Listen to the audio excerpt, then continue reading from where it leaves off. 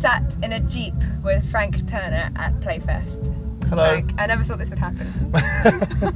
Nor did I.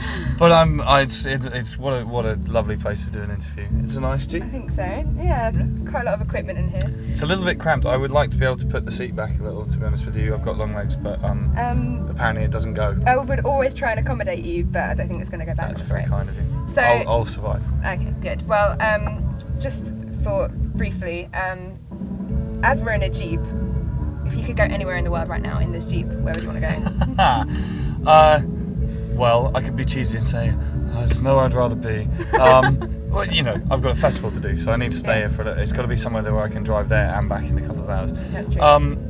What if it's like a super Jeep and you could go anywhere? Montana. Really? I'm going to move to Montana one day. Why is that? Because it's amazing. What's so amazing about it? It's incredibly beautiful and wild and empty, and you can live a free life untrammeled by other people out there, which is what I wish to do one day. Have you played like a lot of meaningful shows there? No, I've never played a show in Montana actually. I've driven through it a number of times, yeah. But it's pretty sparse on the show's front. Yeah. Yeah, that's my long-term plan. I'm not settling down anywhere just yet, but one day, Montana. That's cool. So you're definitely not settling down at the minute, that's for sure, because you're at Playfest today. Yes. And you're on tour constantly as well. Yes. So, what's it like playing Playfest? Yeah, well, I'm not entirely sure yet. I've not played here before, but it's very nice of them to ask me to play, and we're headlining. I have to say, it sort of hadn't really... My schedule's really busy at the moment, so I kind of do that thing of kind of considering the ins and outs of the show of the day in the morning when I wake up. So I kind of woke up and was like, oh I'm headlining. Ha! That's cool. You've not headlined a huge amount of festivals before. I did, yeah. I headlined 2000 Trees Festival last summer, which was ace because it's my favourite festival and it's run by friends of mine and I love it. And then this summer we're doing Blissfields Festival, which is near Winchester, so it's kind of a hometown shout for me. And then we're headlining the third stage at Download, which is going to be interesting. It's going to be amazing. It's going to be amazing. It's a certainly. I'm kind of trying to sort of bulk up on my metal credentials, of which I have many, I might add. The first band I ever fell in love with is Iron Maiden, and I can thrash on a guitar, given the time and the inclination. But yeah, it was quite funny when the booking was confirmed and announced. There were a fair few kind of people going, "Why the acoustic guitar Download?" But you know, you can still, screw those guys. Yeah, exactly. You still have an element of metal, even though you're not. I have in my spine. In your soul. Yeah, exactly. I have a streak of metal in my soul. Yeah. Wow. There's a quote for you right now. That's a very good quote, in fact.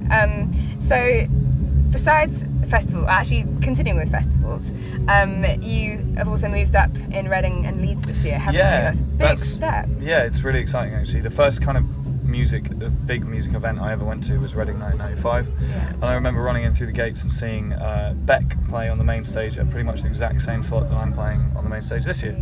So 16 years to get my act together. It's not bad.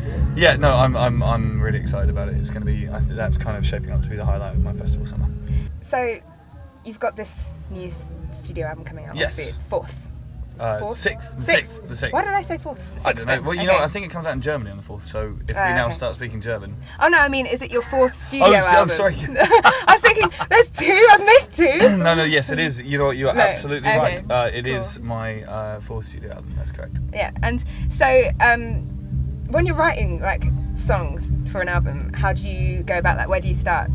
I don't. You know what? There's two stages to writing. To me, there's to borrow somebody else's cliche. It's there's the inspiration bit where you're kind of in the shower or something, and you suddenly go, pen, and come running out and scaring the people you're on tour with. And then there's the bit where you take all of those little scraps of paper with kind of shower-stained kind of scribblings on them and try and sit down and turn them into something that's finished. I feel like I don't really know very much about the process of songwriting. It's just something that kind of happens, and I try not to analyse it really because I worry that I might break it if I do. Comes naturally to you then. Also, I might as well just point out whilst we're in the middle of an interview that you can get paper and pencils that you can write on in wet and showers and stuff. Really? So you should invest. I should invest in that. Just in case that is a slips. good tip. Do you know what I mean? So with your new album then, I know this is going to be a difficult question, but if you had to pick one line from one song that you're either most proud of or love the most, what is it? That is a challenging question. Good Lord. I'm sorry. You know what? Off the top of my head, there's a line there's a kind of introduction song on the record called "Eulogy" that's only like 40 seconds long, and there's a line that said, which I was quite pleased to, because it says a lot of things I wanted to say, but it's also kind of cheeky. And it just says, "Not everyone can be Freddie Mercury," which is a nice, but everyone can raise a glass and sing. Yeah. So that's kind of fun, not least because it points out, if anyone had missed it, that I'm obsessed with Queen. Cool. And just kind of one final question, I guess, really. You have really die-hard fans. Yes. They are so supportive of you, and even just at Playfest, which isn't the biggest festival ever, you were getting your food and mobbed by people. How do you deal with that, and is it something that you love about the kind of job? I don't know. You know what? It's always a compliment when people want to say, "Hey, get a photo," and want me to sign something, and I will never say no on principle. Occasionally, I have to say no because I'm like running to do something else, and that kind of makes me feel bad. But it's always worth taking the time because people are paying me a compliment, and because I get to do what I do because people care about it, and I'm recognisant of that fact. One last thought.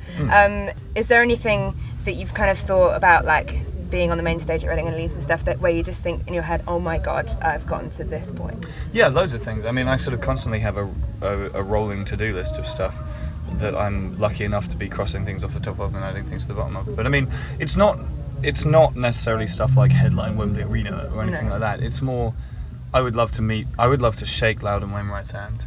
That's a big thing for me, and I would love to sing a song with him one day. I'd also love to sing a song with Adam Duritz from the Counting Crows, and I've got a long-term plan to marry Regina Spektor as well, but that's another thing entirely. So there's little things like that. Later this year, I'm doing my first full band American headline tour, and I'm really proud of the fact that I've got to a stage where I can take a whole band out and spend 9 weeks on the road in the USA and Canada, rather than kind of grandiose rock and roll dreams, should we say. I've never really had masses of time for grandiose rock and roll dreams. Yeah. It's been an absolute pleasure talking to you in this Jeep. It's so hot though. It is a lovely Jeep. I am about to die of exhaustion. So I'll let you go. I wish we could drive off into the sunset. That would be a great wrap for the interview. Just be kind of like, "Thank you," and then I could roll out of the door onto the motorway. And that would be magical, awesome. But we'll just have to leave it here. Anyway, thank you. So thank you so much. Enjoy your set tonight. It'll be amazing.